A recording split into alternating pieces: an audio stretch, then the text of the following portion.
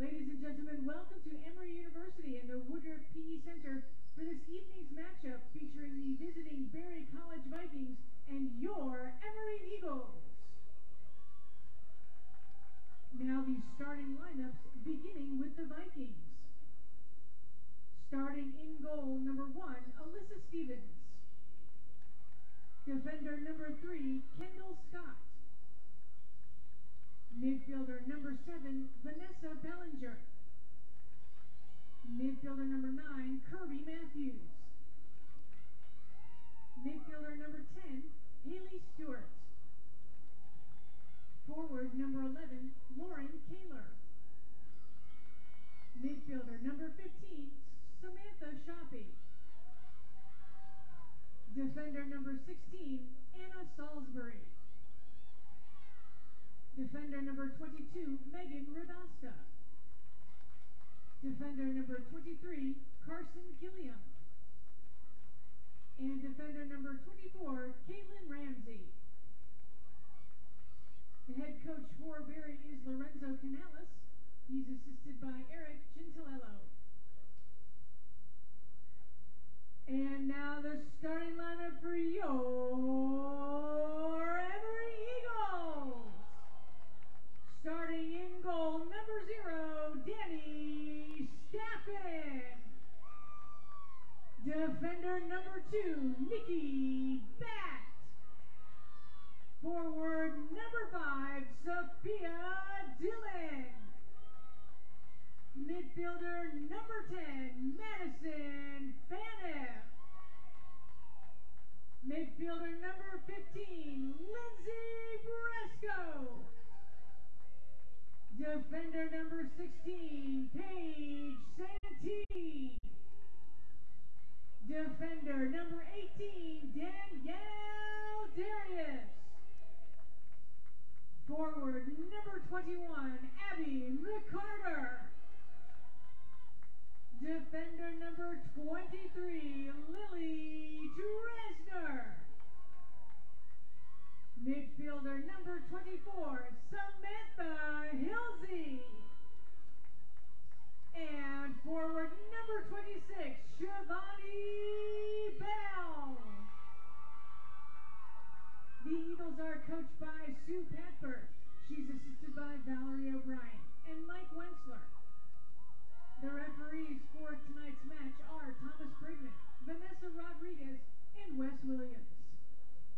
Ladies and gentlemen, at this time, we ask that you please rise as we honor America with the playing of the U.S. National Anthem.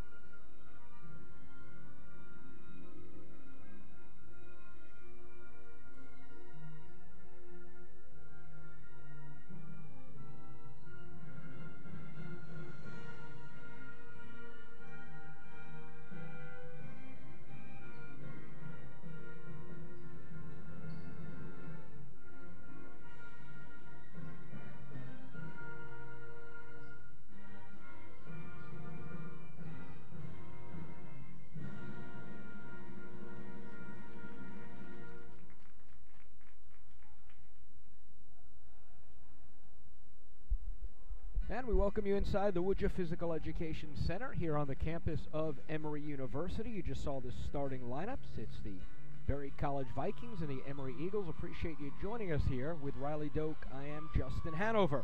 And it's a couple of teams that have played well this year, a couple of teams that would like to play better, and a couple of teams that have extremely experienced coaches. Lorenzo Canales has been with this Viking program forever. Almost literally since 1995, is 355 wins overall. Meanwhile, Sue Patberg in her 14th season, she now has 170 wins with 52 losses. and 40 draws.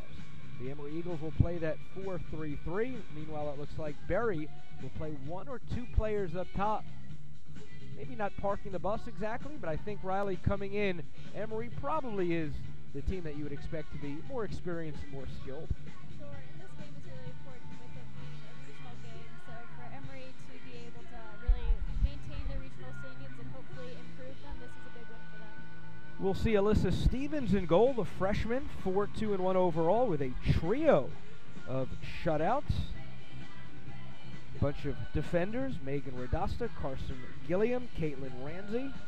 Up front, the lone forward, according to the roster at least, is Lauren Kaler. Possibly a second forward will be up there as well. Meanwhile, for the Eagles, Danny Staffen, how good was she in that 2-1 overtime loss against Wash U? Danny's really been coming into herself as a goalkeeper this year. It's been exciting to see her from a freshman all the way growing to a senior and really seeing her come into her newfound ability. She's made some really great stops, especially that we saw in the last game against Wash U. No doubt. In front of her will be four extremely talented young ladies, including one that played with the Haitian national team in the recent World Cup at her level. Danielle Darius will have Nikki Batt on the other side, Paige Santee and Lily Dresner. In the midfield, Madison Faniff, number 10, has been great. Sam Hilsee and Lindsay Bresco. And up front, Sophia Dillon, Shivani Bell, and Abby McCarter. So the Eagles in white, attacking from left to right. The Berry Vikings in, what do we call that, purple? Purple, blue? Dark Purple blue? or blue. Fair enough. Hard to tell in the twilight here. Hard to see from 7 stories up, so pardon us right off the bat. Here is Danielle looking to push it a little bit with that yellow ball. Stayed in, very well done. To keep that possession was McCarter, then given away. It'll be interesting to see how Emory balances the fewer forwards up top from a defensive standpoint. And it'll really take a lot of communication between those back four to make sure they're using this field the best that they can. And the Eagles, I referenced, did just lose a tough one in overtime at Wash U against the number 1 team in the nation here in D3. And Emory was game. They sort of didn't have a lot of the possession, didn't have a lot of the attack. But a good goal off of a turnover, Jordan Fitzgerald. It looked like the Eagles possibly would get a draw in that match, which would have been an incredible result. But then in the 95th minute, just a fluke goal on a great corner, I guess, in effect. Give credit where it's due. And a 2-1 overtime loss. So Emory looking to respond here back home in not a UAA match, but a match for the in the region. With that UAA match, it really puts the pressure on for this game from a regional perspective as far as tournament goals go. Here's Madison, uses that width as we saw them do so well the last match that I was here. The easy victory, I believe they had 9 goals. And Emory did whatever they wanted in that match against the Stormy Petrels, or Petrels. Berry looking to counter. Not a bad ball over the top. It's actually a great ball, but Emory recovers well. Danielle brings it down. It's good to see Emory use their space in the back since they do have that extra person. Taking that down and playing it to feet, maintaining possession is really what we'll want to see here. You would expect the Vikings will make sure they keep 4 or 5 in the back. They don't want to give up anything really too easy to Emory. Sure, and it'll be really difficult then for the forwards, those midfielders, and even hopefully the outside back will be getting in there to create that space when they pack in all of their players on their defensive third. You just saw Sam Hilsey on this near side. Here's Bell. Shivani. Well done. Using that space. Nikki on that left. Cuts it in right. Plays outside of the foot. Inside the area. The left-footed shot is missed. Good job, though, by Nikki. And I think that play to that outside back, making the run forward, will be on all day. We'll just have to make sure that Emory stays organized in the back to make sure they don't get short-staffed. And very well organized there. Paige Santee with another nice job. Eagles at midfield. Nikki, left foot.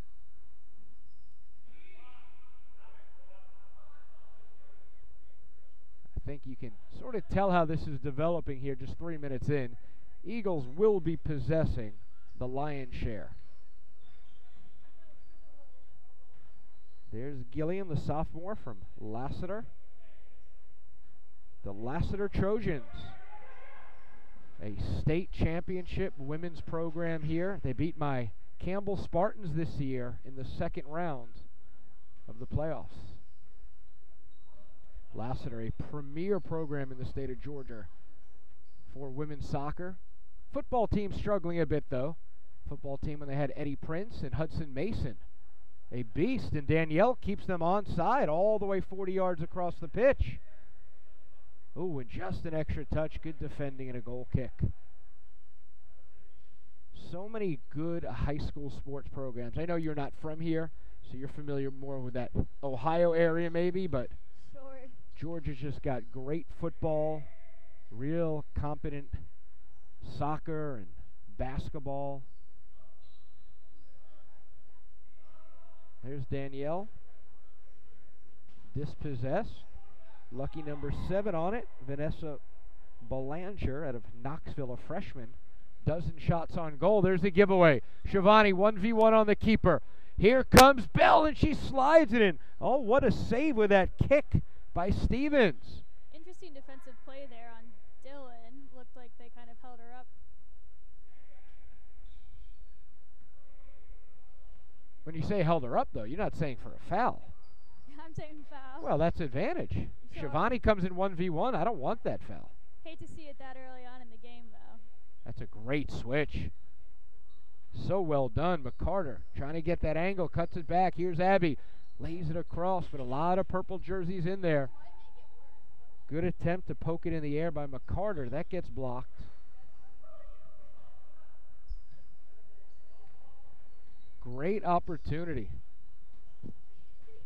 Shivani Bell, that 1v1 situation.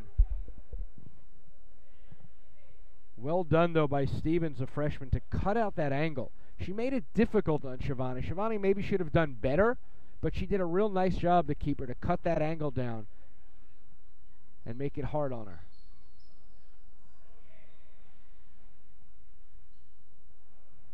Danny Steffen racing out. They'll leave it for Danny. Scoops it up and plays it quick. 5.5 minutes in. 0-0. Eagles and Vikings. Appreciate you joining us on EmoryAthletics.com. With Riley Doak, I'm Justin Hanover. Matt Barrett producing and directing. Nick Atai, Cameron Jack, and as always, John Farina and Phil Engel in charge. I think you see Barry's going to try and hit Emory over the top if they can. Well, we saw how that went with Oglethorpe. Yeah, that's a daunting task. Emory very disciplined in the back and just very talented. Particularly when you don't play with numbers up top, it takes beating the whole defense with the over-the-top ball. Yeah.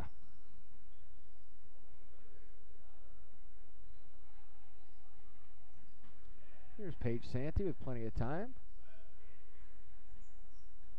I was talking earlier to Phil Engel. A real good early season run for the Emory men. Just fell to WashU, the Bears, but a well-done job. Congrats early on. The men top 5 team at one point. That's a good little ball. They try and play 1-2. Santee, though, races back and nothing doing there. Good look by Danny. Good check back by Nikki. Just use that space that they keep creating with that extra defender.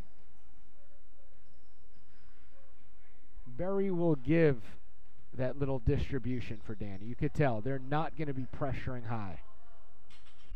Darius gives it away, looking for the angular run. There's going to be a lot of pressure on this Berry back line. Little 2v1 here. Good ball onside. Bell on her left foot on this left side. Plays it back. They establish the area, now laid back. Such a good first step is Paige Santee. She wins a lot of those balls. Yeah. Left-footed cross. Love to have her in the center where she can use that height to really step in with everything that happens in the air, especially. First corner of the matchup coming here for the Eagles. See if they try and play quick. A lot of purple jerseys in that box. In fact, almost everybody. Nobody up high at all. Berry's defending for their lives right here. Low line drive off the chest. Danielle Darius in that box. And Battle play it back. Here's Santee. They reset. Big switch. Can it get across? No. No outlet there, though, for Berry. They'll play back and play safe. I believe that's Kendall Scott, the freshman from Knoxville. That's great work there from Shivani to win that ball back. Left foot, corner number 2 upcoming. Field certainly tilted. Shivani did a really nice job directing that defender to go exactly where she wanted it, so she was able to pick up that rebound there. Surprisingly, if you look at the notes, the great notes that Phil Engel puts in, Berry actually has an 8-7 lead in the all-time series with Emory. Would not have guessed that. 4-3 Eagles here at the Woodpeck. Your officials tonight, by the way, Thomas Brigman, the man in the middle. Vanessa Rodriguez is AR1, and Wes Williams, actually, they switched on us. Wes Williams looks to be AR1, and Vanessa Rodriguez is AR2.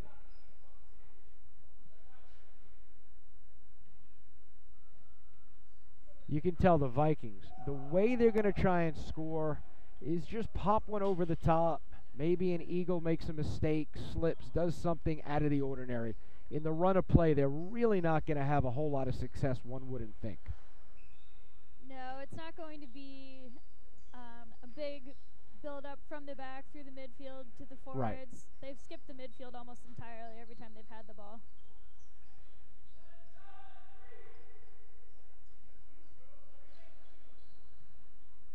And that is out for an Eagle throw. I mentioned Lorenzo Canellis, 305 wins since 1995 with this program. Real good job. He's the technical director and the coach at Arsenal SC in Rome, native of Torino, Italy. Free kick coming about 35 yards out. The freshman Stevens directing traffic on that back line. Little man v man. Headed in. Not a bad effort. Took the words right out of my mouth. I was just about to say, good effort. When you can't get the ball to the goal, you get it to the back post, and that's exactly what they did. I believe that was Madison, was it not, with the head? I couldn't see. I've got that window pane in front of me. You mean the $1 billion endowment still gets us 7 stories up high with a window? Replace all the panes with just glass. Yeah.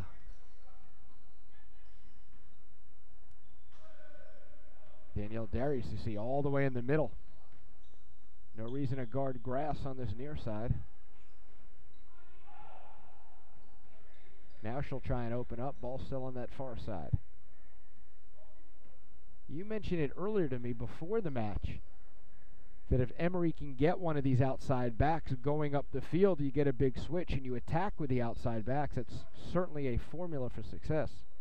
Yeah, I definitely think so. And that was one of my favorite ways to play always, is that it always adds an extra person up top. So when, especially a game like this where Berry packs all their players behind the ball, it really opens up the field, shifts the attack, and sometimes it even opens up that long diagonal ball behind. With somebody like Shivani Bell on the backside, it's a great ball to play. Yeah. And you don't want to see Danielle Darius or Nikki Batt, for that matter, running at you with some space and some speed. Not at all. Again, they'll play behind the ball. Little heavy first touch there from Abby. Throw in for the Eagles. Good work by Abby, though, to make that run back. It looks like she was just still at full speed when she received the ball. Faniff with the big switch. Berry will give that switch and then rotate over on the angle. Oh, that's a good move by Nikki. Plays to feet. Lays it back. Hilsee. See if they can go left to right now. Oh, plays it through for Danielle. Good idea. Really good idea. Really creative run from Danielle there. Love to see that. Absolutely. And it's those changes that are really going to open up this Berry defense for Emory.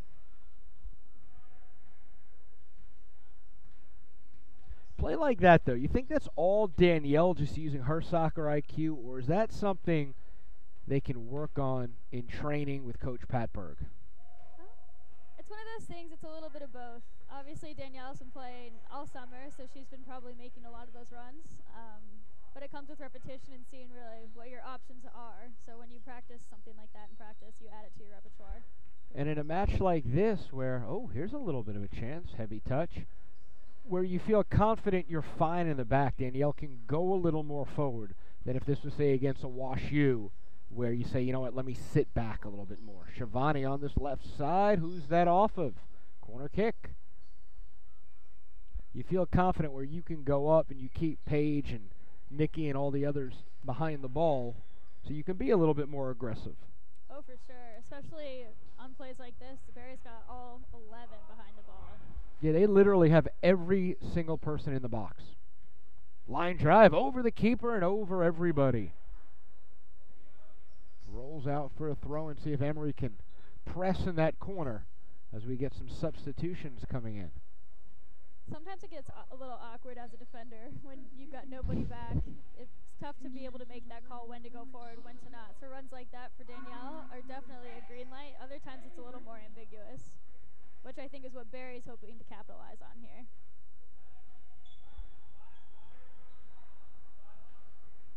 Let's just see how creative and dangerous Emory can be. This is a real good test. And we've seen at times Emory struggle scoring goals in years past. You know, against a decent team but an inferior team. Let's see if they could put one on the board. And, oh, good little clever attempt. Not a bad look. No. They did have those two other forwards running forward, just a little tap in and another touch on as a shot on goal. May have been a little bit more effective. No need to take that shot when you've got other players with you when you have that seam of ball that you can play. Shot number 6.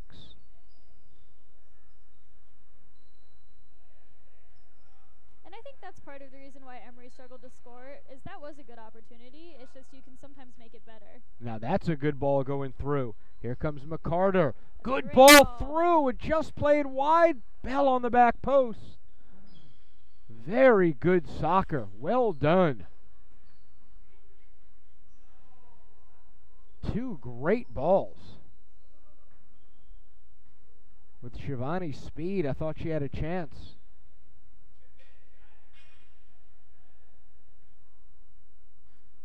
Under 29 to go here in the opening half. Still 0-0. Eagles on the front foot. You get that first, and then things open up and get easier.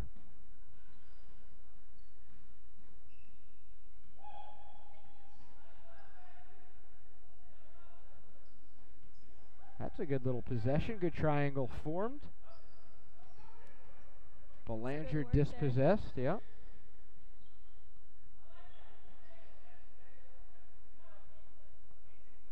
Given away by Faniff. Not a good ball. There's Belanger again.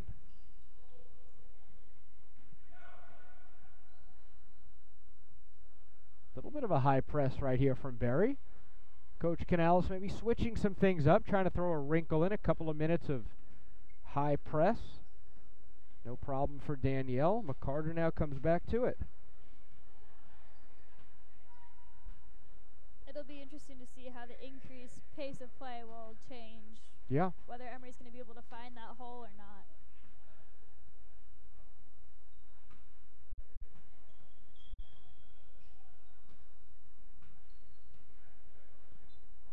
That went out.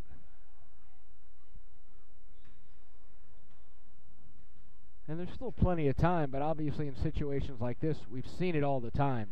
It gets more and more frustrating for the team that's the superior team in this situation. Still plenty of time, still young in this match. In a game like this, you definitely like to get the goal early, let everybody relax. As you get more and more frustrated, you take worse and worse shots. So Indeed. Would hate to fall into that trap tonight. No, but they're playing at a nice, calm pace right now. There's certainly no panic 20 minutes in.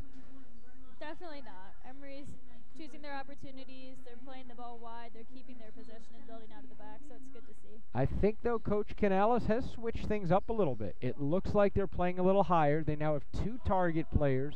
Before, it looked more like 1 up front. And let's see how that works out. That could give Emory a little more space to open that hole, as you said.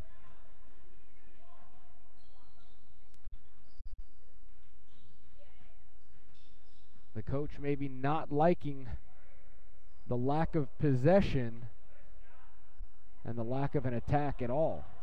It looks like they're almost playing with a high center mid. I have a feeling that she's going to get pretty tired pretty quickly here. Well, it is a warm day, 90 degrees here today, certainly cooling down a bit. But it is a warm beginning of October. 90s for the next 7 to 10 days, I heard. Oh, and a good attempt, sure. That's one of those, you get one break, you catch them off guard.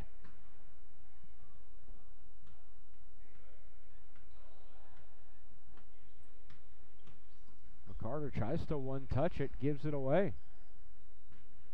Better here from Berry. Santee cleans it up, but Vikings still in possession.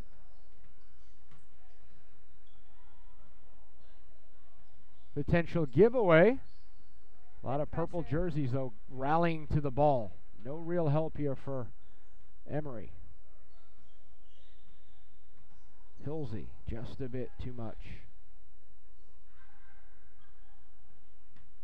I don't believe any substitutions yet for the home side.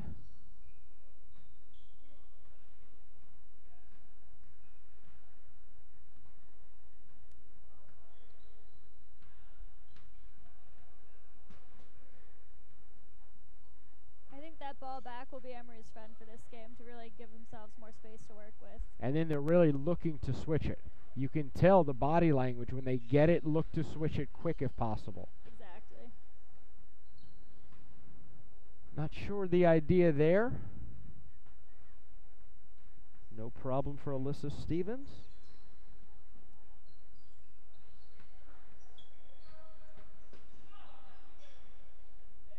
Izzy Van Buren, the sophomore, has played in 3 games this season, has a shutout. We'll see if they maybe split time today in this non-conference match.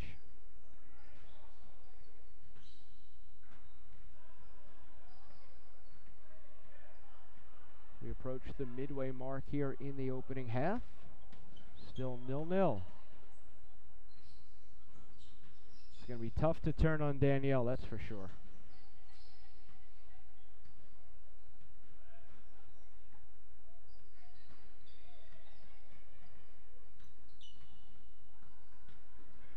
Coming back to the ball well was Dillon. Shivani. Well played out of the back here by Emory. Yes. Nikki looking to go long, nothing really doing. And that's the ball they've been looking for. Yes, it is. They play it back, and Emory rally, and that's the offside. The flag goes up. Good job communication, though, in the back line, cleaning things up, pushing up, and creating the offside. Really smart decision making there. Not great initially, and I think they could have been punished by a Walsh or somebody. It was a two-on-one for a brief moment. When you're in Lily Dresner's position there as that last center back, you know that that person behind you is hopefully still running, and that's when she makes that choice to come forward and take her chances. Yeah, that was the correct move for sure.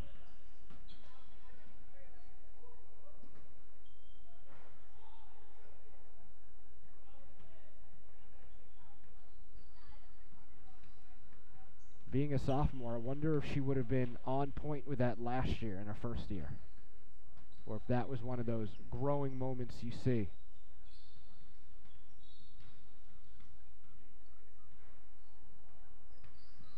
Shivani now on the right side. That's a good run, and Bell gets taken down. Wow, no. Not sure that was a dive there. No, I don't think it was a dive at all. Not really sure what those referees were thinking they saw. I'll tell them this. Shivani's body language didn't make it look like a foul. I thought it was a foul initially, but she was not, I couldn't tell, upset by the non-call. You know what I mean? Sure. So that leads me to give them credit that maybe we were wrong. Played back to Staffen. Certainly looked like a foul to me. I agree with you. 100% thought it was. A little more pressure here from the Vikings. Looking to create something. Lofting ball a bit much. Much better here, though, the last few minutes as they switch and play higher up. It's not surprising that when you have more people in front of the ball, you have more options when you have the ball. Certainly, but you leave yourself obviously more open in the back. Sure. As the Eagles make a substitution, Danielle Darius is going to check out. She looks a little bit gimpy. Had a hard tackle. Some of those tackles were tough here Yeah. for her. Yeah, so Jordan Fitzgerald will come in, the sophomore from Fairfax, Virginia. Here's Jordan's first touch. Nope, not able to get on that. Bell looking to turn. Good work by Soph Dillon to get there.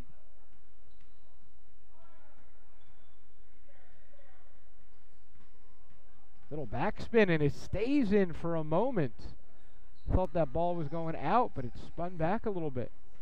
Can't believe Shivani really made it to that end line to get there. That was really good work by her.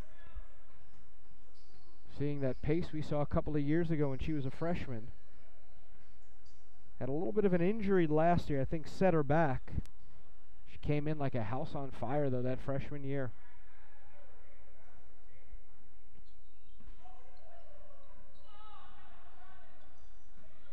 We dip under the 20 minutes mark to go here in the first half.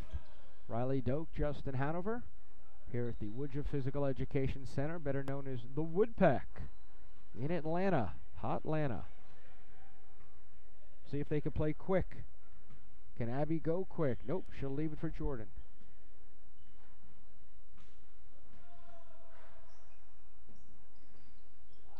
Dispossessed, putting more pressure on the ball. And Morgan Brandowy in there giving it away. Now Morgan played a lot in the back line. As she comes onto it, let's see where she's playing today. Is she in the back? I guess she is. She was a little bit up that time. So I think, well, is Nikki in there? She is. It looks like Emory might have switched to 3 in the back with the holding center. Yeah. I think you're right. And I guess the 6 is Morgan. Takes a shot, still with it. Heads it through.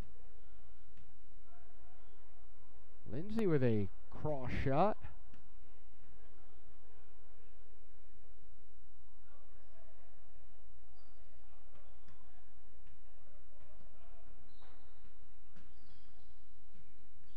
When I met Nikki actually at the Emory ID camp, our junior year of high school, she was playing outside mid during that camp, so she's not a stranger to that position. It's great. You should be able to play a bunch of positions. You shouldn't necessarily get pigeonholed at a young age. No, and she's definitely got the soccer IQ to know what she's doing.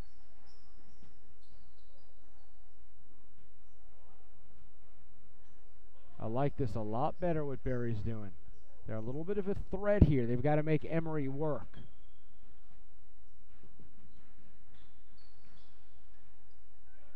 I think they sat early, feeling the match out, felt okay about themselves defensively, what they could do against the Emory forwards, even if they pushed somebody up, and Coach Canales said, let's do it. They're really using the midfield now, which is a complete 180 from how they started the game. Yeah. Much better soccer. Sure. They're finding a lot more success in possessing the ball. And I think that's okay if you're Emory. I think this is a better match than just sort of having no pressure, coming down with it, getting frustrated. I think now it's more of a soccer match. And you see the adjustment with Emory possibly going to what we'd say 3 in the back as Morgan trots forward. Any game that you stop or you start having less possession, there's a learning curve. So it's going to be a little frustrating for now. And I imagine they're going to talk at half and say, play to feet, keep the ball on the ground. We know the switch is going to be on. Yeah. And I expect that while that correction may not be made right now. We might not adapt immediately to this change made with Barry. It'll happen. Shivani, can she lay it back? She does brilliantly. And a good job by the defender just to come over enough and cut that angle down. But Shivani Bell, wow. Really showing some good speed and some great IQ there. Couple of substitutions here for the home side. Corner kick. It looks like they're moving Nikki back on this corner all the way to the opposite side. Is that Nikki?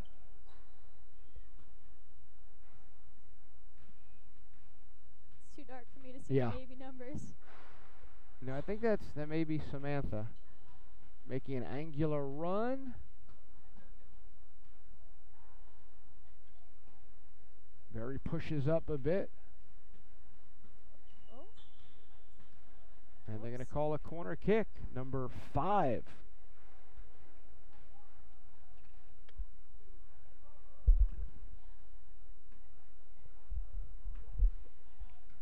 "11 shots, 5 corners for the home side." You see right there a good look at Lily Dresner. Line drive, headed down, scrum in the box, a chance, put in. And the Emory Eagles finally break the seal with 15 and a half minutes remaining to take the 1-0 lead.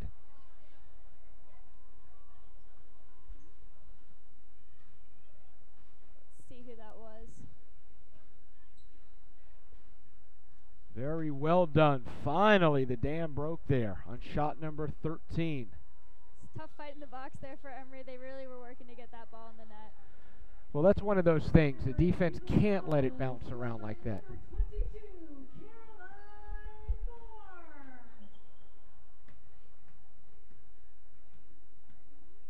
Caroline Moore. Well done, Caroline Moore. The sophomore out of Marlboro. Had an assist earlier in the year. Chance for Barry going the other way. Just goes wide. Getting back to my point, on those corner kicks, you can't let that ball bounce around. No. That's death for a defense. You've got to get it out of there. Right. Once that scrum happens, that's advantage offense. It's scary. Everybody's just trying to put the ball in the other direction. Carrie was hurt last year. She had a little bit of an injury situation, so it's good to see her making her mark here this year as a sophomore.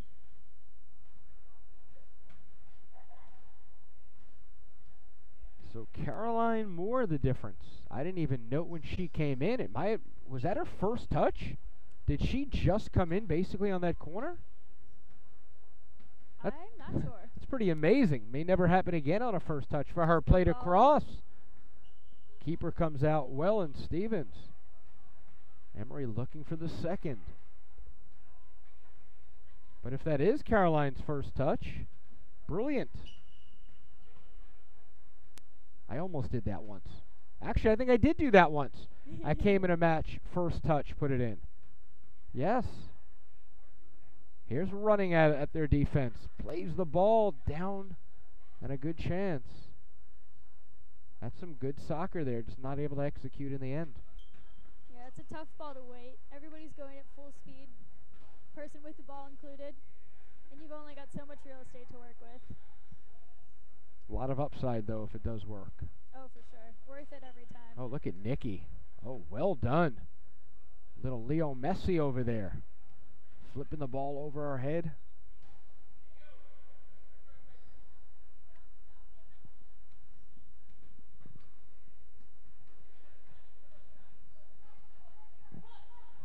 Substitution coming in for Barry.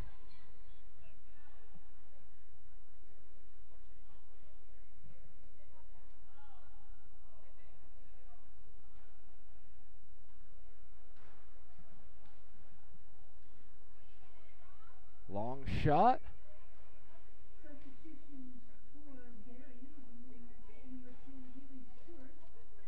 See the speed. I think that was Brescow. Has a real good first step, does Lindsay.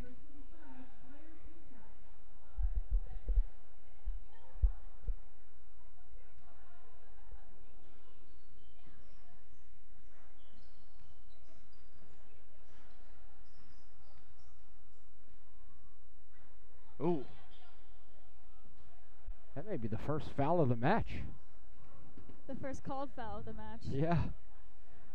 The interesting thing is that in that last match, I believe I looked it up for Berry, they had no fouls in the entire first half and just 4 in the match.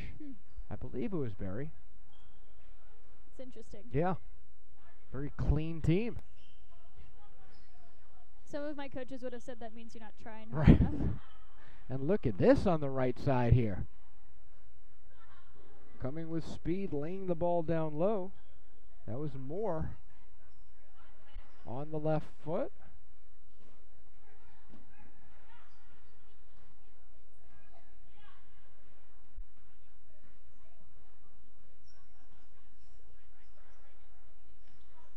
I like seeing Emory work the ball around here. If it's not on, they're not playing it. That's a really good way to create good opportunities for themselves. I spoke too soon. Good little pep in the step, though, of the Eagles here. Shivani Good uses her turn. body well. Oh. Definitely gets taken down, I believe, right outside the box by inches. No chance he calls it in the box. No, and I don't think it was. She certainly landed in the box. You see Shivani just hit hard from behind and a set piece upcoming from 18.5 yards out. Exciting opportunity here for Emory. Not a bad spot for one of those right-footed curls in the upper 90 of the far post.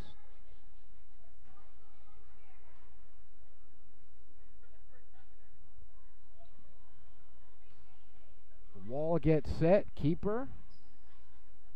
Not the tallest of keepers. Let's see if you can go high on Stevens. That near post is open. And she goes that way, I think. Deflected. Ooh, lack of communication. They had time. They give away the throw as we get under 10 minutes to go in the first half. Caroline Moore with the lone goal. 1-0 home side.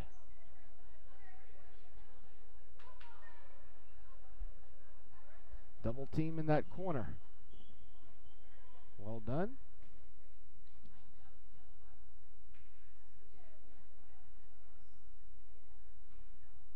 Emory will be back here on Saturday. The University of Chicago, a top 5, top 10 team, depending upon where you look. Things don't get easier. Wash U to start. The Maroons next. A lot of contact. Ball played in. Shot to that near post. Well saved. Good opportunity. And you can hear the Emory bench from here applauding that effort. First corner, I believe, correct me if I'm wrong, Riley, from this side. Yeah, first one from this side. Yeah, the first 5 were from the far side. The viewers don't have the benefit, but Haley Pratt was doing a dance over there on the bench. Left foot on the 6, headed down, headed in. Oh, baby, that was brilliant. It's great, great header, great ball. Couldn't get better than that. Yeah, great ball in from Nikki. How good was that? Textbook. And in the end, I think that was Lily that headed it down, wasn't it? We'll get official word, but I believe that was Lily Dresner.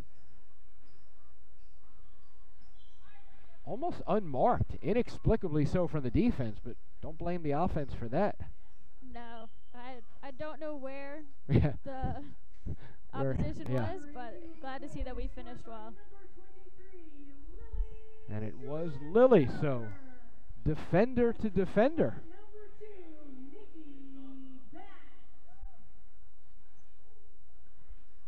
You keep getting set pieces, something's going to happen. Now Emory really on that front foot, looking confident.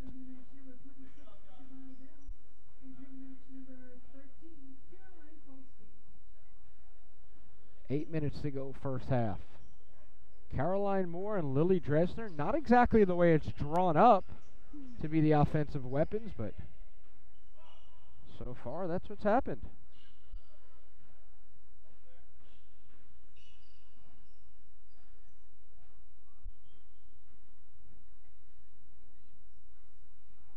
Danielle Darius went out about 10 minutes ago. Emory, I believe, switched to a 3-man back, it appears. And I say it worked. Yeah, they've still got that outside option in the back, but they've increased the options in the midfield. Those runs that they can make forward, I think that's really been good for them to get behind all of those players on Barry that have still dropped in. Not as many, but still dropped in. Clever footwork right there by that Viking. Oh, speaking about clever, just ran out of real estate. That's Gilliam, I believe.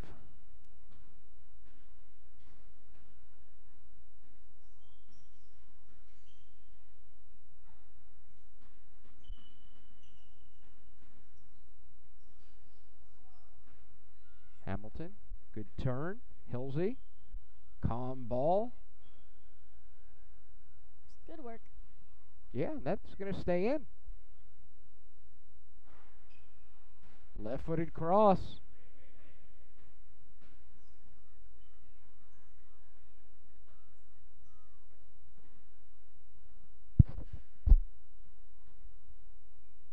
Jordan to the 18, headed down.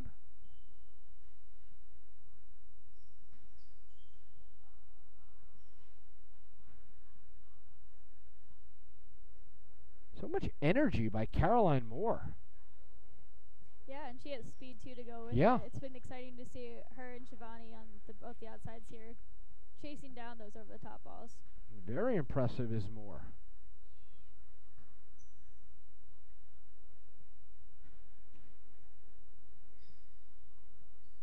She's also been very strong on the ball. I don't know how easy it is to see on the camera, but she's really been fighting for it. Trying to go through. Hard ball played back. Wow. Little hospital ball played back to Danny, and that's about all she really could have done. No, that was nerve-wracking there to see that ball play back like that. That's why you never play it on goal. It's a good point. So the first corner here for the Vikings. See if they can cut this deficit in half, and they had a chance. Not enough quality. Got to drive it down into the ground. Instead it went up. Under 5 to go. Still 2-0. Good quick play by Danny there.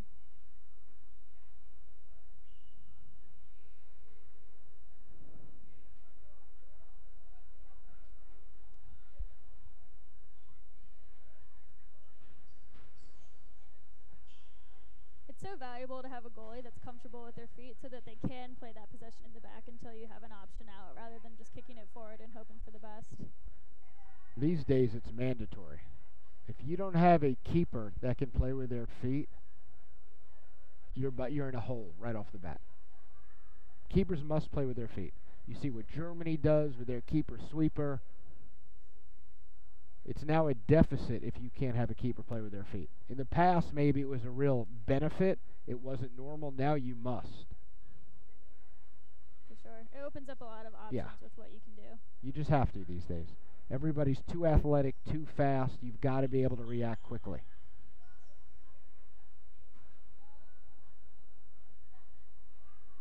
Good speed on this right side by the Vikings. Cuts it back. Left foot, played across. They look to support the attack and stay in possession, and they do for the moment. Little miss kick over the head and off the crossbar. And Fitzgerald gets it out of harm's way. A miss kick. Wow.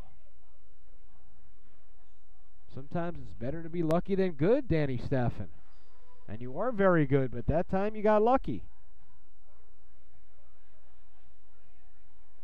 Hopefully that'll serve as a little bit of a wake-up call for Emory there. Got a little sloppy in the defense. And it's hard to not do that when it's hot out. You've got 2 minutes left in the half. You've had maximum possession, but here we are. Just takes one opportunity.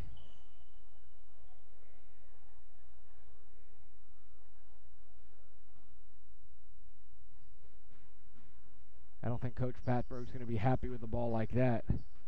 just give away possession when you have a lot of time there in the back. Fitzgerald plays to feet well. Moore coming back to it. Scored the first goal. Brescow. Oh, clever little move from Brandowy.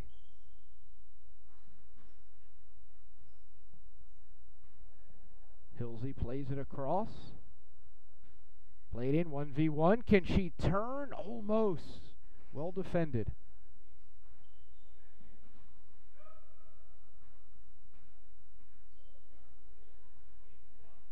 Under 2 minutes to go. Barry's very much still sunk in the middle of the field when they're in their own defensive third. They're not really worried about the outsides there.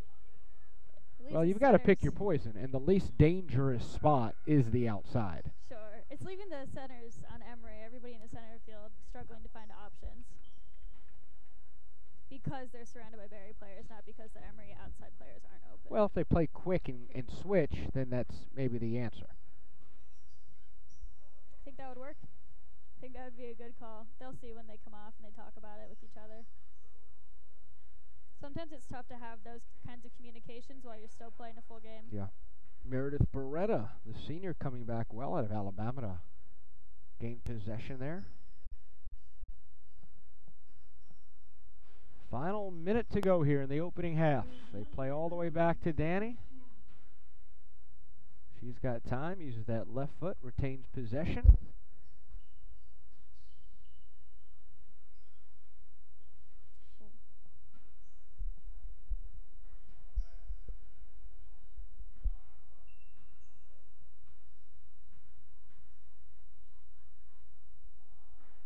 Simple ball to Brandowy. Now they go to that left side. Cut back by Nikki. 25 seconds to go. Plenty of time to get a third.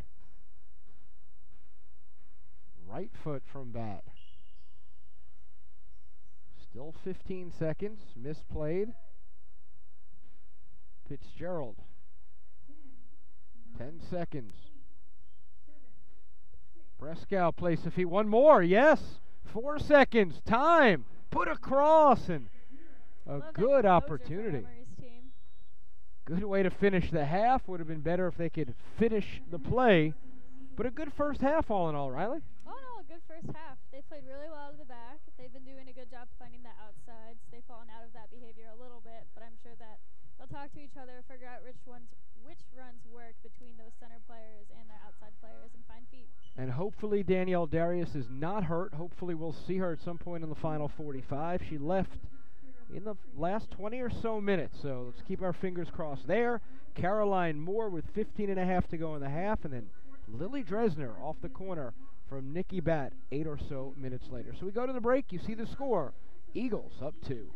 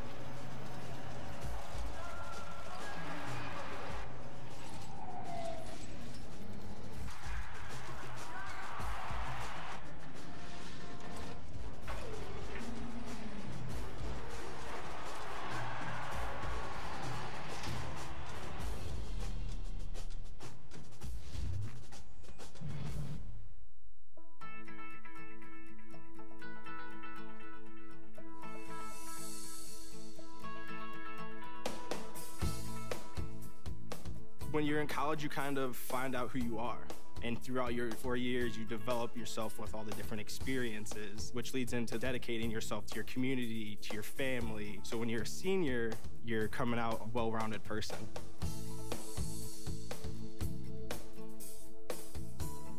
College has given me the flexibility to pursue my passions and my interests outside of the classroom and outside of the court or field. I've had the ability to get into different activities and organizations, and I've recreated my identity for myself aside from just being an athlete.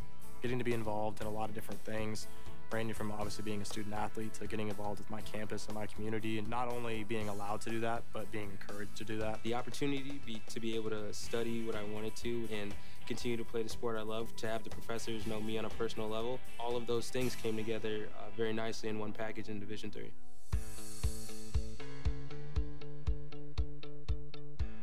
Being a part of the different activities and organizations that I've been a part of, I'm actually able to see myself where I'm like, hey, I actually can make a change. I'm one person that can make a difference. It really helps you develop thinking from other people's perspectives and looking at problems from outside the box. Division III has helped me to develop teamwork skills, critical thinking skills, time management skills. I've definitely learned how to really be myself. I found out, yes, I am actually a good leader, and yes, I can actually put myself forward because I am good enough. I can do it.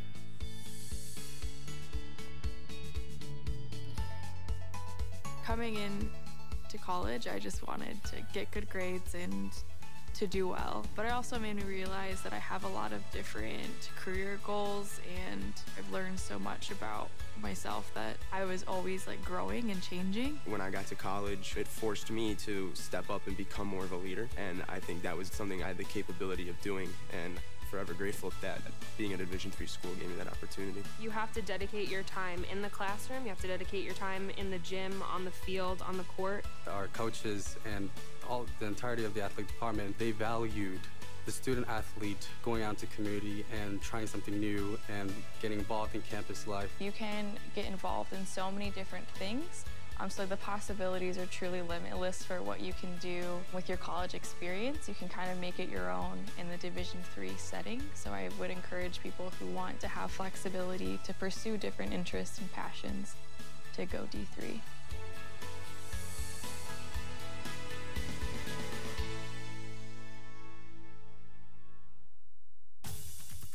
If you like to do this, or that, or even that, and you want to get back at it, we've got your back. Or your shoulder, or your hip, or your knee. The sports medicine specialists at Emory Healthcare treat more world-class, professional, and college-level athletes than anyone else in the state. We'll treat you like a pro and get you back in play.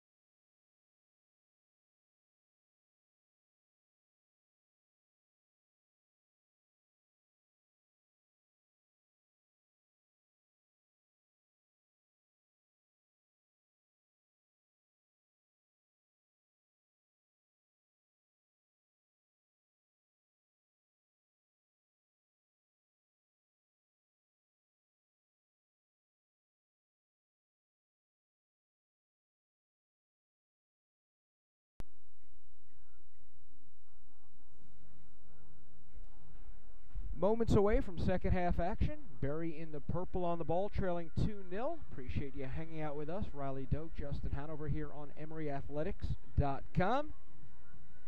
Caroline Murray with 15 and a half to go in the first half. Put Emory on the board with a goal right in front of the 6, and then Lily Dresner off a corner kick from Nikki Batt, defender to defender. So 45 in the books, 45 more to go. Eagles will have a throw-in going right to left.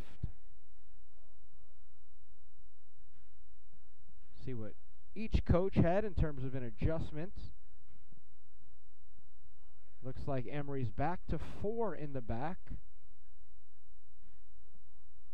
And it's the it's not the starting 4. Daniela's not in. I think that's Jordan again on that right side.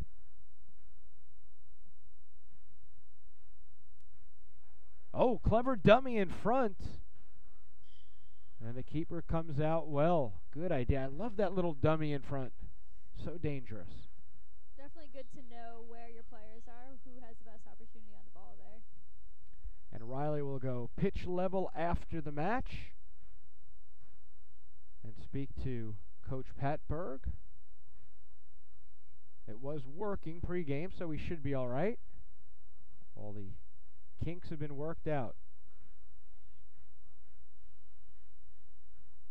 Hopefully she'll say, Danielle, I've just sort of rested for the final 65 or so minutes, if that's how it turns out.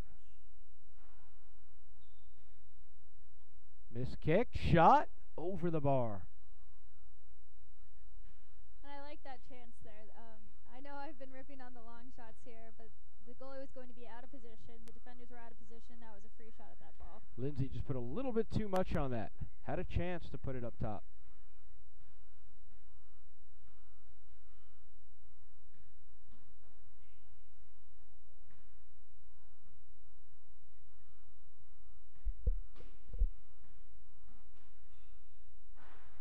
One well, going forward now, on the left foot, slots it across, in the box, left-footed cross. Is somebody there? No, and it just gets over the line. Emory looking very comfortable coming out here for the second half. I believe that was Moore, the goal scorer, with some good footwork in the box and the left-footed cross.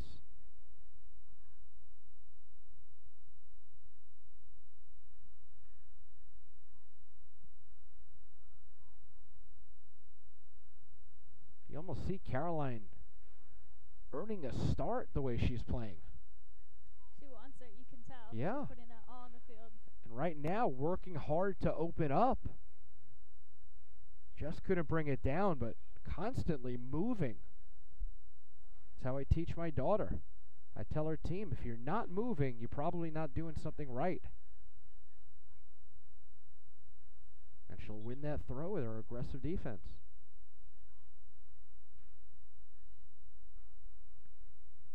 The midway mark here.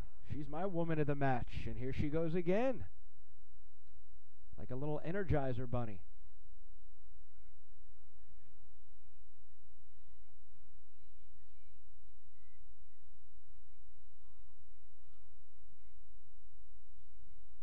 Good switch.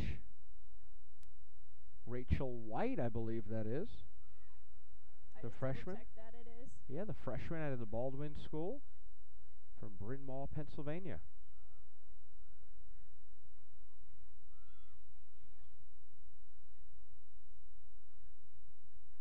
Nikki plays to feet. We've seen that a lot. I'm used to Nikki just whacking one in the box. She's been very cognizant, you could tell, of trying to keep possession and play to feet. Good cut back. Low cross, corner kick. The team's really been working on when you play in the offensive third to have a purpose and to know exactly who you want on that ball. And you can tell. You can tell it's not just crosses. You know, it's not just the errant cross, hope you get lucky, somebody just knocks it down. Right. And if you could, where someone should be. They play it simple. Wow. Dangerous there. Yeah. Is that goalie in dark blue? Tough to see her there. Yeah, it is. And I believe again that was Caroline Moore, just saving it from the out of bounds line.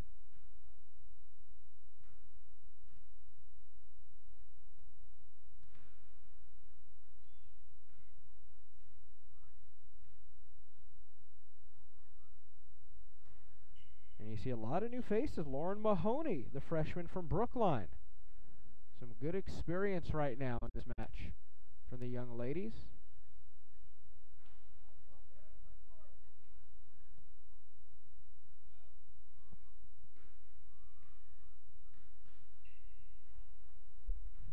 Coach Patberg has always recruited brilliantly, so there's always a ton of depth.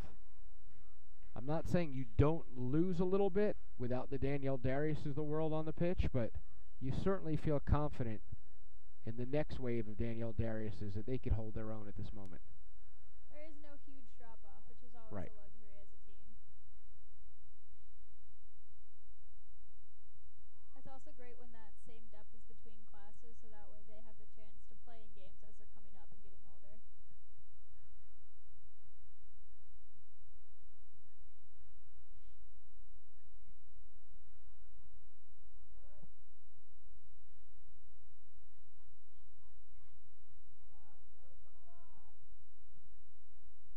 Page coming over, ball goes out.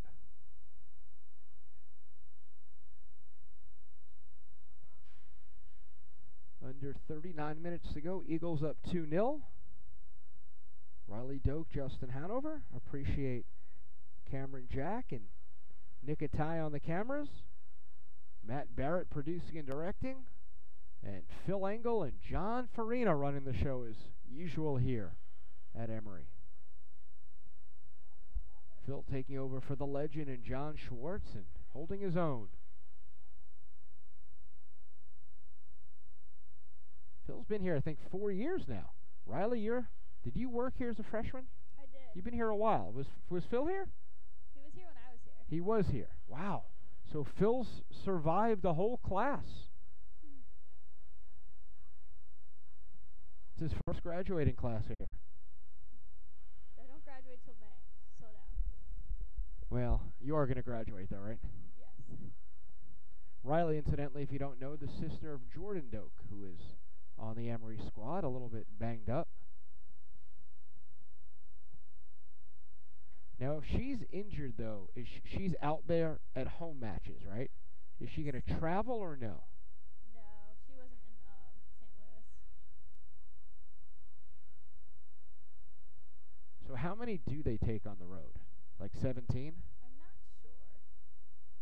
It's a lot, but not everyone. Right. And I know sometimes it changes where they are. If they go on a bus trip, usually everyone travels, so it just kind of depends.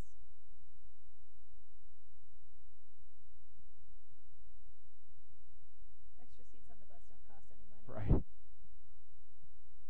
It's all about the budget, even with the big endowment here. Oh, well played. And they're going to call a foul and bring it back. Surprised the referee didn't let that play out for an extra split second, seeing if there was an advantage. Free kick upcoming. They play quick to the corner. Exactly where that ball was going before he called it. Yeah. History sort of repeated itself. Left-footed shot. Oh, and that's shanked. You saw what Nikki was trying to do there.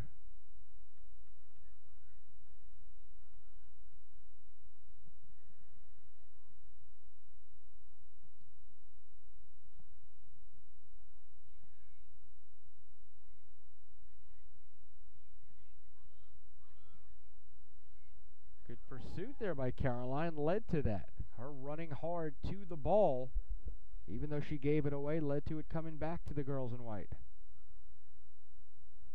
Barry's playing high pressure right now compared to what we saw in the first half. It's interesting to see how Emory adapts.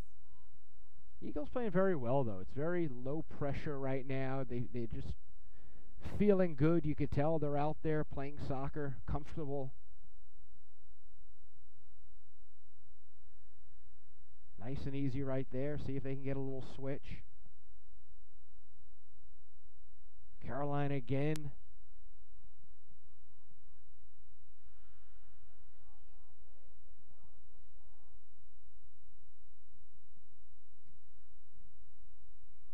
Alyssa Stevens has been good. Can't really fault her for either goal. It's been clean on that line.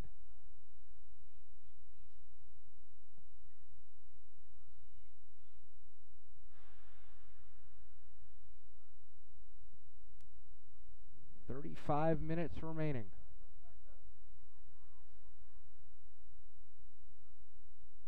A lot of the young Eagles spreading their wings right now in the second half.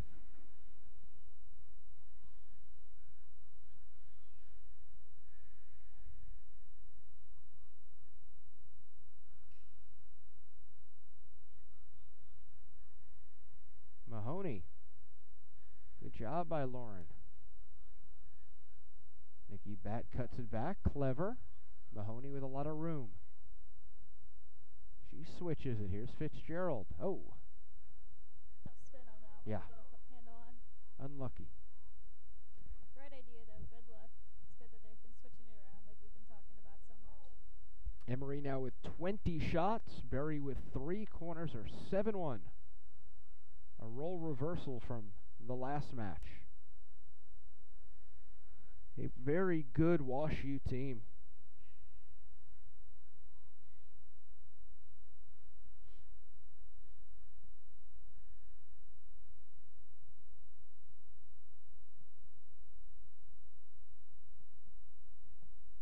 Seems like the Bears are really good in every sport. I guess you can say the same about Emory, but of late Wash U's been a powerhouse nationally in a lot of these sports.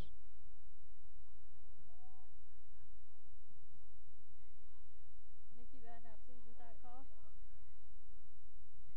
Just sort of threw it behind her back a few feet away. There's nothing worse than thinking that ball's yours and then Right. being out of position when you find out it's not.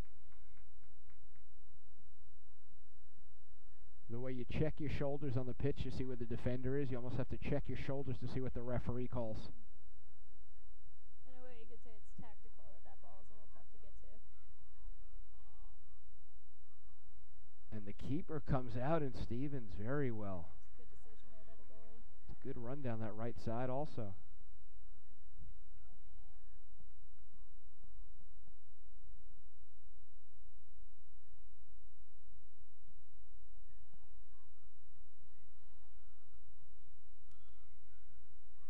Good win by Caroline.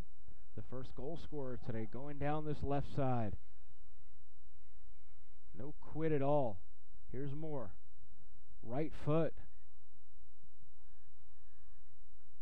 I think she was trying to cross it, just didn't get it out far enough.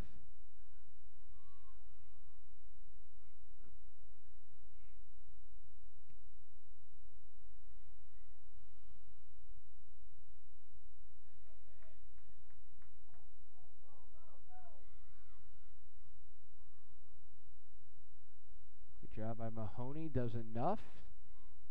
Well done. Oh, good job by Lauren. She's working hard for that ball. Plays it calmly across. A little overlap from Fitzgerald coming. Pretty soccer. Just very free-flowing. I like the way they're playing right here. And again, Riley will go down pitch level at the end of this match. Speak with Coach Patberg. Get her thoughts on what to this point has really been a quality match. Getting a lot of bodies in there. Bat looks to play a little 1-2. Nikki running. Nikki now supporting. That ball's too heavy.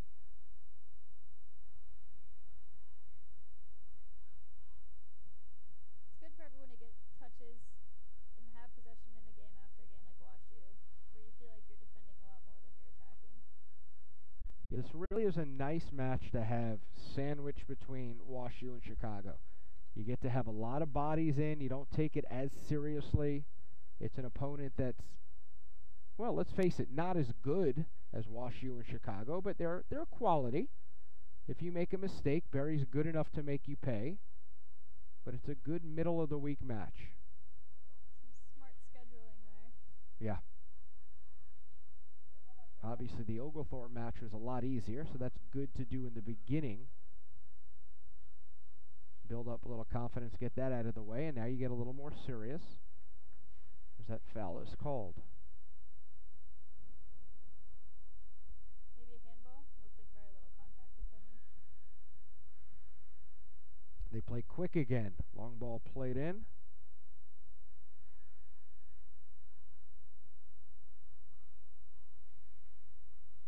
I like the idea of playing that diagonal ball in. It just gets back to what we've been talking about with the 21 shots, 2 goals, what I've talked with Sue about after the Oglethorpe game. It's picking out that person in the box, playing a ball into the box with purpose. Whistle has blown, I believe. No? Thought I heard a whistle. Maybe that was in here.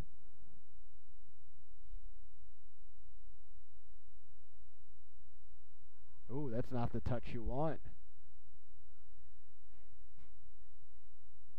Very dangerous to sort of turn around your own way. Emory on the counter. 3v4. Oh, that's a good look through.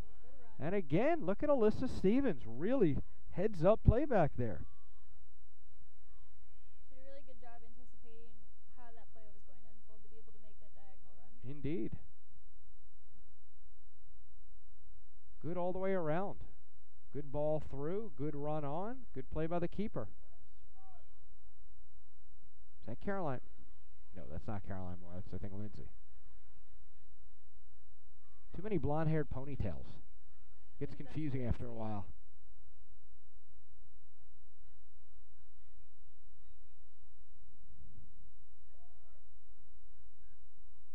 Good possession here. Rachel White. Does she win a corner? Stays in. White, clever, cuts it back. Taken down. Referee says no. I'm not sure I love that no call, but I think that's one of those calls. Anywhere outside the box, you'll get it, but the referee doesn't want to really affect the match and give a penalty. There was contact there. There was contact there. That's not how it works. You're right. But the psychology of a referee at times, and I understand it. A foul should be a foul, though, right? Right, agreed.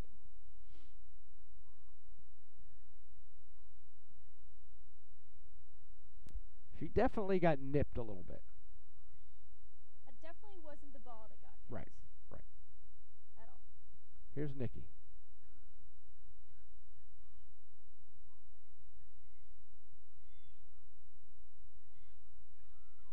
Just a bit too much there. A bit too calm with Samantha Hilsee. But Mahoney picks it up. Fitzgerald now. That's a good ball back. Oh, that's a very good ball forward. The clever chip by Brescow. Coming in now looking for the third. And they get it. So well done. That's good soccer. And Samantha Hilsee, the beneficiary on a good run. And she puts in that third. That's exactly what Emory wants to see. They've got their numbers forward. They've got a good run through and a good ball to a specific player to be finished. Couldn't get better. So Samantha Hilsee, who was so good last week, the sophomore continues her run of fine form.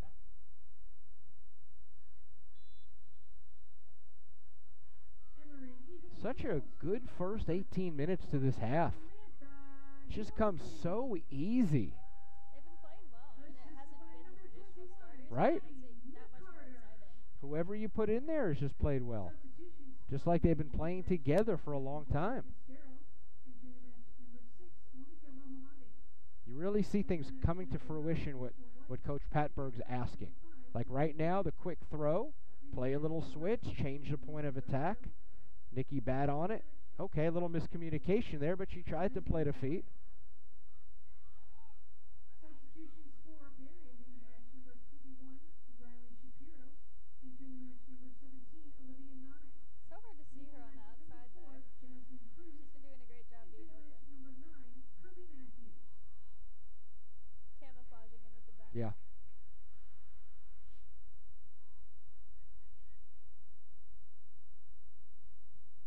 I believe that's Abby over there.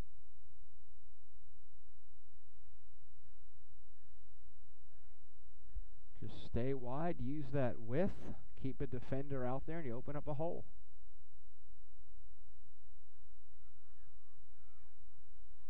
Barry looking to get something going on the offensive end. And good job by Paige Santee communicating. I saw her pointing there, saying where the back line's going to stay. And then when the ball came through, it was just obviously too hard. There was no momentum going forward for Berry.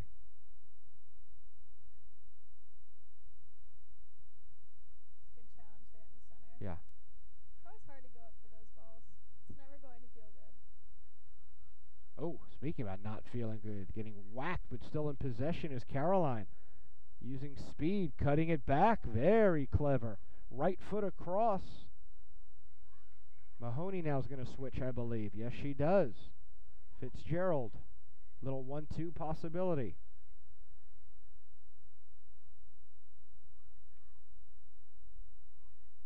Is that Yasmin Toy in there? I believe it may be at that midfield position. I think it is. Midfielder out of Houston.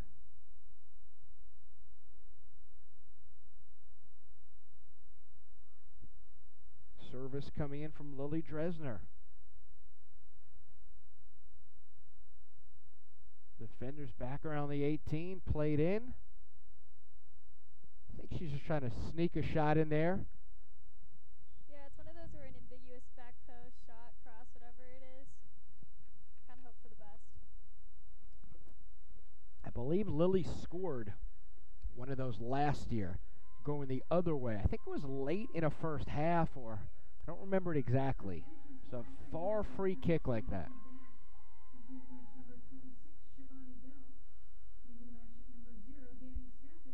Shivani Bell checks back in. A plethora of subs here. I think Caroline went out. Yeoman's work. You play well when you feel confident. When you score right when you come in, you get that confidence. That's for sure. Feeling like you have a spot on the pitch and being able to be creative with that. It's a recipe for success. So we reach the midway mark here of the second half. 3-0. Moore, Dresner, and Hilsee. We had Haley Pratt sneak in on us. Danny Staffen's sitting down. Job well done. Yeah, my eyes just can't see that far. Good catch by you. Clever ball in front. Block. Chance on the rebound. And good aggressive save by Stevens. And well done by the referee to make sure that she's okay. Thomas Brigman sprints on over.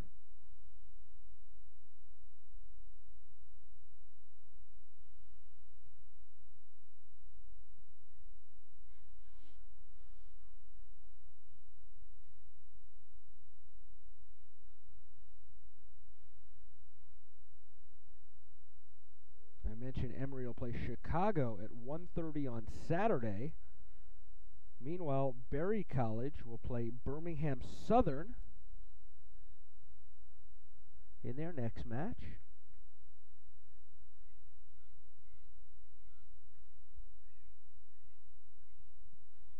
They'll play at Millsaps on Sunday, so 2 more on the road for the Vikings.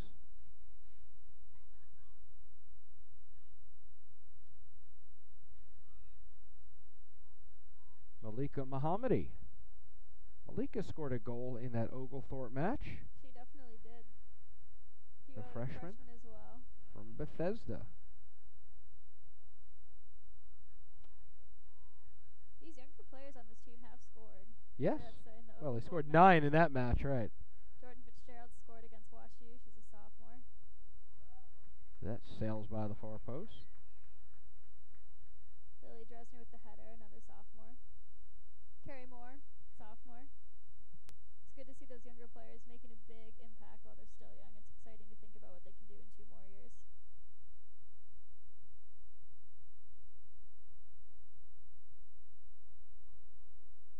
A lot of talent.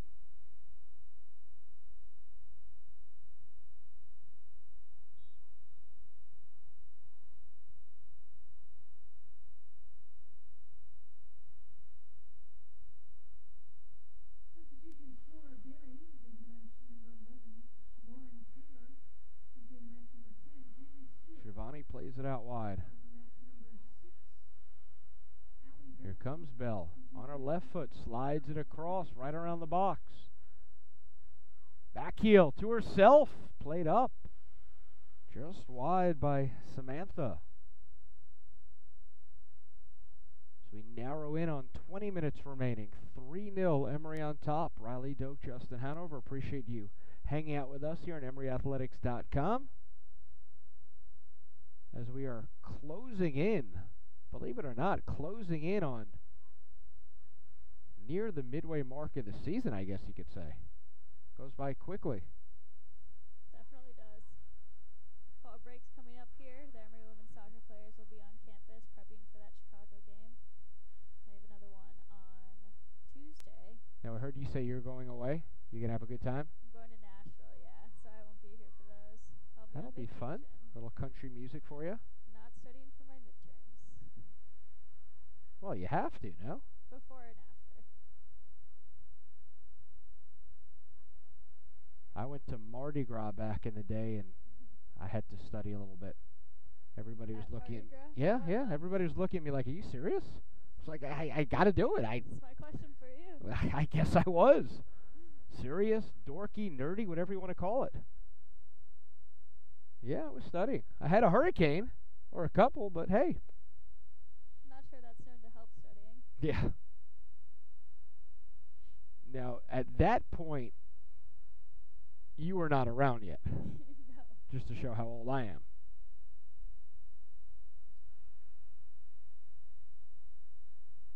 Another substitution in a very comfortable match here for the ladies in white. Substitution for Emory making the match number 24, Samantha Hilsee.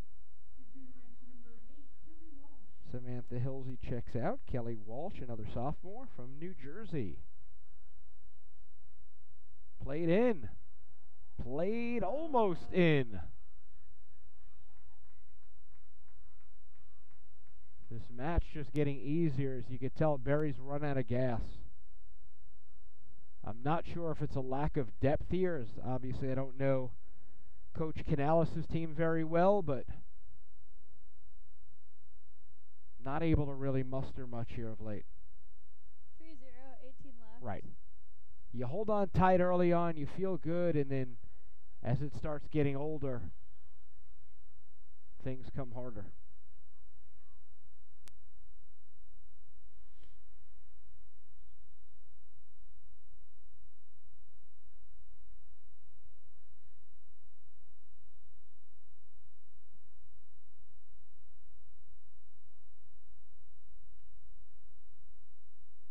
Looking for a fourth, and they'll get a corner kick here, number 7, or make it 8.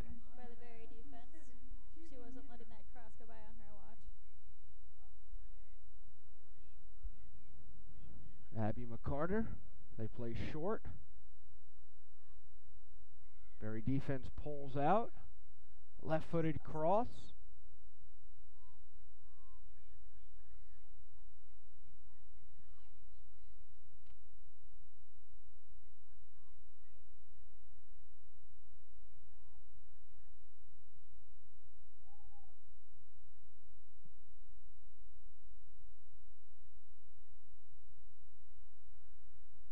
Very young Emory team in there right now. It's good to see. Good minutes from Lauren Mahoney. So Caroline Moore do a lot of good things. Malika Mohammed's in. Tierney Lanter, the freshman from Belleville, who was so good. She was great in, I guess it was the Oglethorpe match. Came in and just held it down like nothing.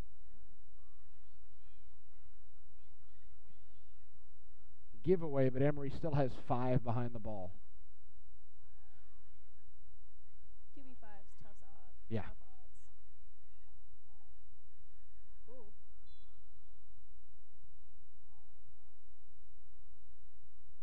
Those fouls just come down to lazy defending at the end of the day. They don't move their feet, they stick their foot out, they trip the player. Yeah, that happens when you get older. I do that a lot on Wednesday nights. You want to react quickly, you don't, and then you have no choice. We should get you out there. Oh, God. Not exactly in soccer shape anymore.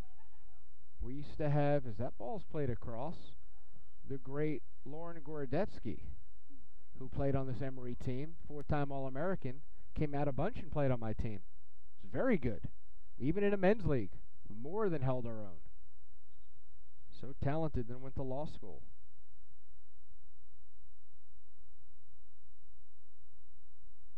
I think she's finishing up this year at Stanford. Oh, not just any law school. No, Lauren. Drop that in coyly. Lauren had it put together. Lauren, she did all right for herself. Oh, there's a giveaway. Here's a chance. Well done by the Vikings, though. Rotating over well, rallying to the ball. Still playing hard. Definitely playing hard. This outside back over here, I'm sorry I can't see her number from up here, but she's really been putting it in as far as defending goes. Now, when I say running out of gas, you could still be playing hard, but you can be running out of gas. It's not one or the other. Ball played in, headed down. Almost a second off a corner. Shot. I guess blocked, and it is. So another corner kick upcoming, number 9. That's what the front post player is for. She did a really great job doing her job. It's kind of hard to find somebody who does that. As I believe a helicopter's overhead. At least it sounds like one. Low ball played in, dummied again.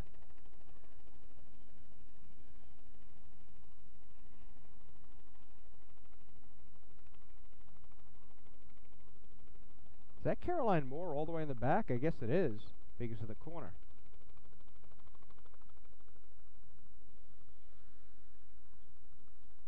Barry looks to break out, but they just don't have the numbers to do much.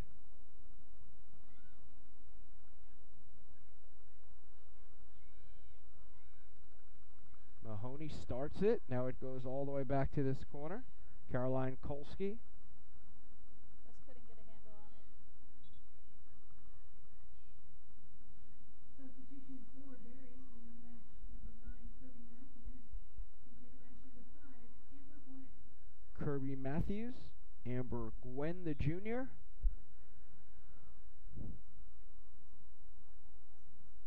Forsyth Central and Northview High School. Couple of local products.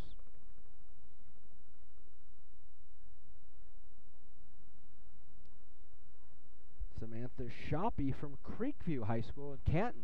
What a year Creekview's having in football this year. 6-0 now, just beat Sequoia. As that ball goes off the hands of the keeper. Maybe the only semi-mistake she made all day by Stevens. Creekview High School on fire right now.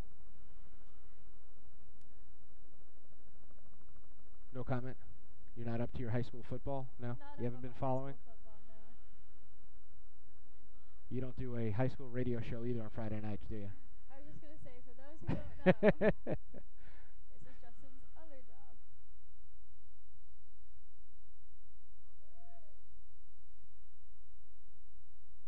Yeah, no, Creekview's been great this year.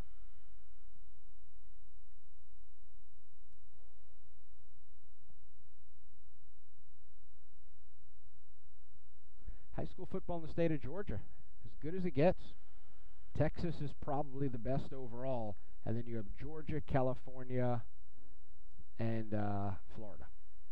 4 by 4. Girls school, went to Emory, not up on my school football.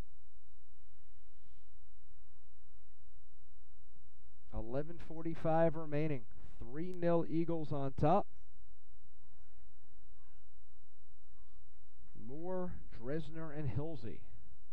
Again, Riley will go down post-match. We'll hear what the coach has to say. I think she'll be pleased. I really do. I think she will. It'll be interesting to see what they bring out of this game and if this was the result they were expecting. Obviously, they expected to win, but was it with 28 shots and 3 goals? I find that unlikely. Well, I'll say this. They missed many more chances against Oglethorpe, point blank, than here. They haven't really missed much.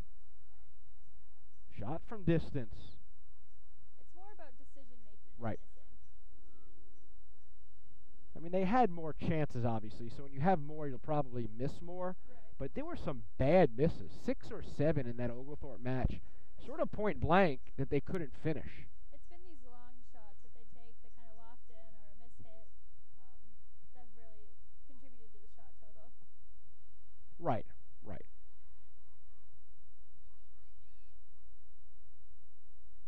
they've done a nice job moving the ball around. The midfield's done nice. Just that ball alone to spread things out. That's been great to see that they're looking for that other ball. They're making runs for each other. They're stepping back here that we see.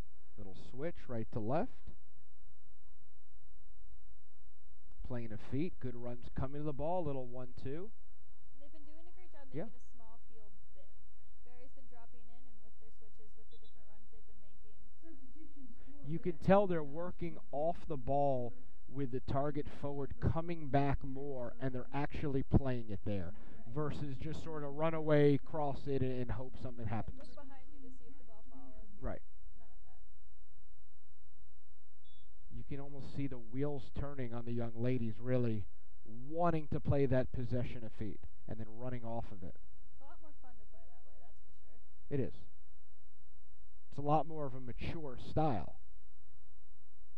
More of a professional style than just get the ball, cross it, see if it lands at somebody's feet. Long shot again. You want to go on your diatribe right there? No. No? Everyone's had enough.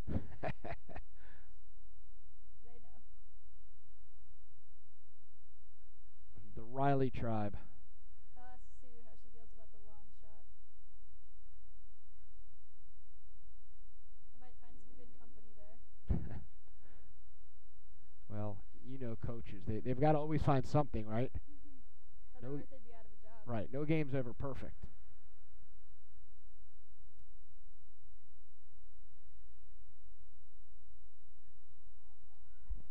Shots now. 30-3.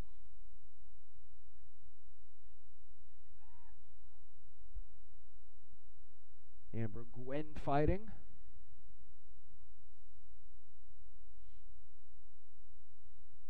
Again, we have not seen Danielle Darius in a moment as that long shot is taken in just over. Chance like that hit the crossbar in the first half. And that one just goes over. Good shot from distance. I'm glad that those have happened and they haven't gone in there. That's something that's really good to look at on film because if it happens in these games, it's going to happen in a closer game. Absolutely.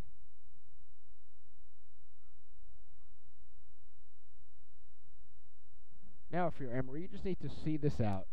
Let's get a clean sheet. Let's play a quality final 7.5 minutes. Get ready for a big Saturday match, and that is big. Huge. Yeah, you played on the road at Wash U. You really thought you could have gotten a point. Late you lose in overtime. You don't want to take another loss and fall behind. To be fair, Wash U was number one. That should be the toughest moment they play all year. And Chicago maybe the second. Yeah. We saw the kind of fight Emory had in that Wash U game. They just need to bring it to Chicago, and hopefully they finish some chances.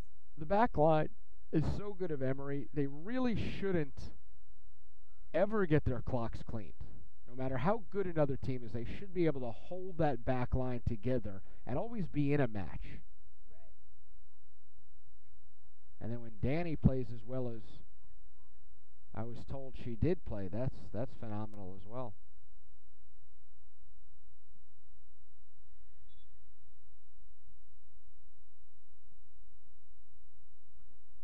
Well, now Emory will change keepers again. Saw this in the Oglethorpe game.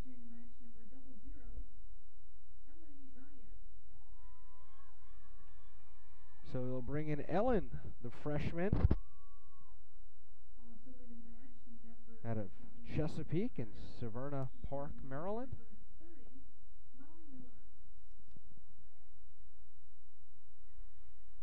Three-keeper system tonight. Does she get the save? They're within 3, right? In baseball, you're within 3 runs, you get a save? You don't know that either, do you? Nope. You study too much. I'm studying fall break, I bet. I do video for baseball.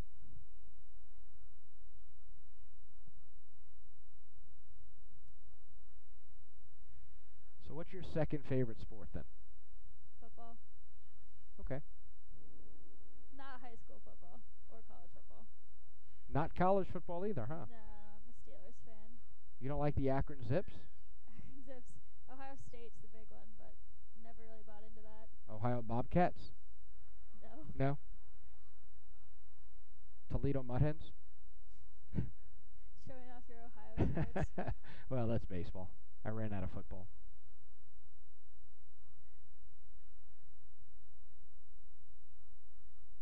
Narrowing in on 5 minutes to go here. 3-0 Eagles on top. Will that be the final?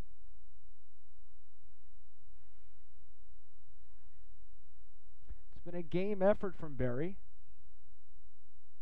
Sometimes you just play a better team. And again, Berry's good enough where if they didn't give up that first, you could have seen a little frustrations. You could have seen 0-0 building and building. I think a few years ago, a match like this would have been 0-0 at this point, or maybe 1-0. But there's a lot of class on this Emory team. They were calm. They figured it out. They played well. And it's another good professional effort here at home. We've yet really to see a really close game here at home. It'll be exciting to see what happens this weekend and with more UAA matches here. And that will be a close match. Now, when is fall break? When does it start? Oh, gosh. Technically, it doesn't start till Saturday, but then it ends Tuesday. We don't have class. So Wednesday will be your first day of class. So you are not going to be here Saturday? No, sir. I'll be hanging out in Nashville. You'll be watching it, though, of course. Maybe.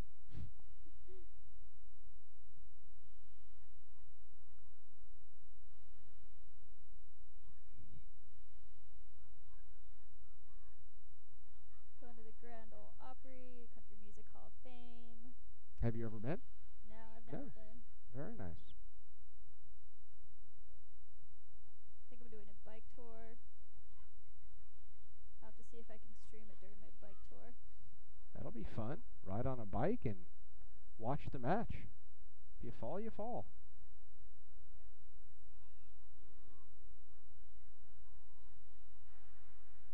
Emory's defense very cognizant there about pulling a little trap as the Berry player was going forward. It was a good job of communication in the back line again.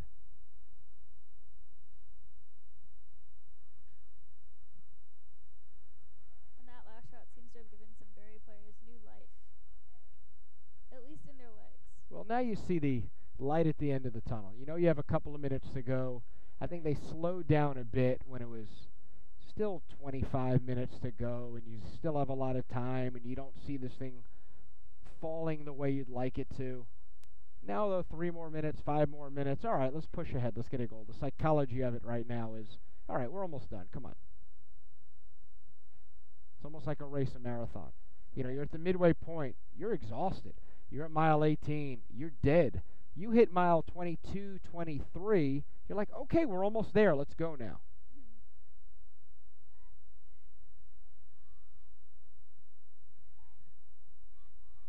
Still hustling. Very well done. Molly Miller, the freshman. I think Molly scored a goal in that Oglethorpe match, did she not? I believe she did. Check the stats. She has a goal. Yep. I believe she did. I think that was the one with an assist from Rachel White. There was a textbook. Yeah, Molly scored the 9th goal. Yep, the final goal. I'm looking back at my notes, and I think she had the final one. Caroline opened things up. Madison didn't play that much tonight, did she? So Danielle and Madison, hopefully they're all healthy, and it was just one of those nights Coach Patberg felt, let's get a lot of depth in.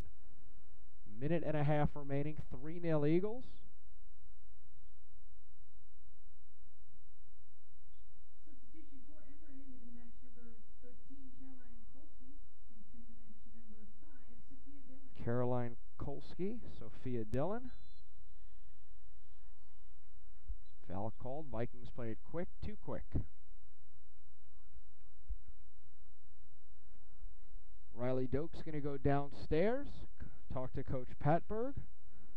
Want to thank everybody working hard here today. Nick Atai and Cameron Jack doing a good job, along with Matt Barrett producing and directing. Or Matt's actually on the cameras. Ellen's going to jump for that one and almost miss it. And a corner kick. And John Farina and Phil Engel holding down the fort with 45 seconds to go.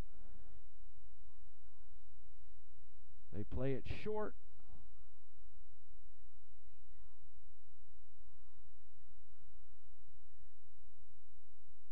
And an injured player. Let's see, did they call a foul? They're going to call time here with 31 seconds.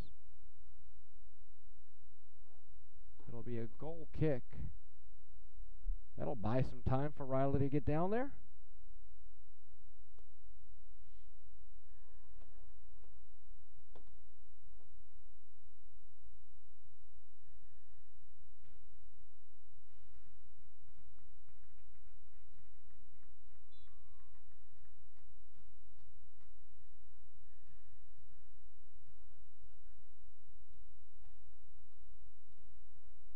So the Eagles should finish with 30 shots. Berry with 5. Corners are 11-2. Caroline Moore with 15:20 to go in the first half. Put Emory on the board. Lily Dresner with 8.5 remaining in that first half. And Samantha Hilsee, 18 minutes into the second half, caps the scoring as the final whistle is blown and the Emory Eagles improve to 7-3. Berry drops to 5-4-1, still 1-1 in the SAA.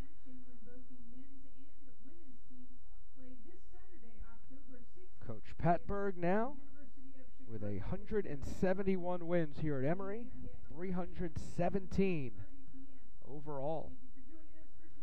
The handshakes, Riley will be down with Coach Patberg momentarily, but Emory with a 3-0 win here at the Woodpeck.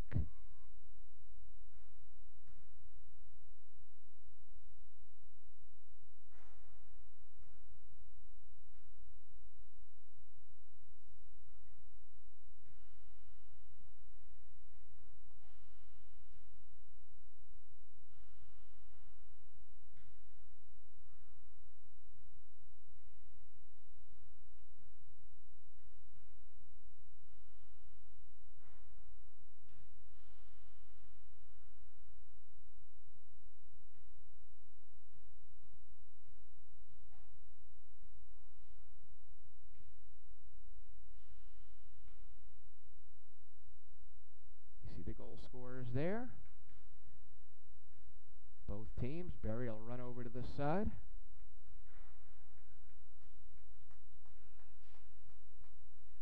They salute their traveling fans.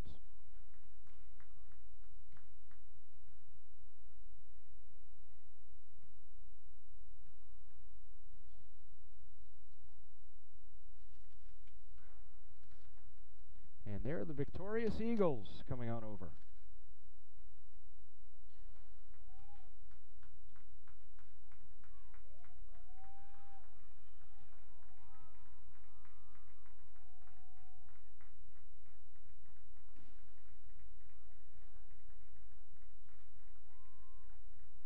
And Riley down there with Coach Patberg. And take it away, Riley. Sue Patberg after a well-earned victory 3-0 against Berry. And what did you into this game? Well, we knew that we wanted to defend together. I think in our last couple games we were defending individually, which makes 1v1 matchups all over the field. So we really focused on defending in 2s and 3s and at least trying to double every time. Winning 50-50s and really keeping the ball on the ground, going side to side, opening up the game, just trying to keep possession because, you know, sometimes you get away from that in certain games, and that was really important for us to, when we got back home, is to just move the ball and keep the ball and just keep it moving. Right. And you guys definitely did that, especially with the extra play in the back. You had that opportunity to switch the field around, which was really great to see, and it really opened up some space. Was the 3-0 result what you expected? And with that, we were keeping track of the shots upstairs and looking at just going into the match. What did you expect to see, and did you see it? Every time we play Berry, you know, props to their coaches because they do a great job. They come with a game plan. They're always dangerous. It's never a game you can for 1 second feel like, oh, we got this. The second you do that, they're hitting the bar, you know, the sidebar. So I thought we opened the game up as the first half went on. I thought we started to get better and better looks, and then of course in the second half we got our goals.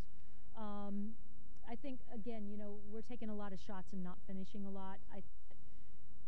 Better chances in the second half. I mean, some of those balls in behind the back line, those are things that we talked about at halftime that we were looking for. So at least now we're starting to create those. We've got to connect and finish on them. We left a few crosses on the field, which we have a lot this season. It's good to see us score on because that's something we've been working on and haven't been able to really be consistent with. So that was great. Yeah, that goal was textbook upstairs. We're all really excited watching it. It was really exactly what you want to see, and a few of those other crosses were as well. So we saw some great soccer for sure. My last question is, out of this game, what do you bring with you against Chicago on Saturday? Well, I think we moved the ball really well. I think we had some good position. We point of attack. Just another film for us to break down and kind of show some things. And just, we're going to prepare all the way up to Chicago. So, and anytime you have a loss and then you have a win, that's always great momentum into the next game. Well, thanks so much, Sue. Congratulations on your victory.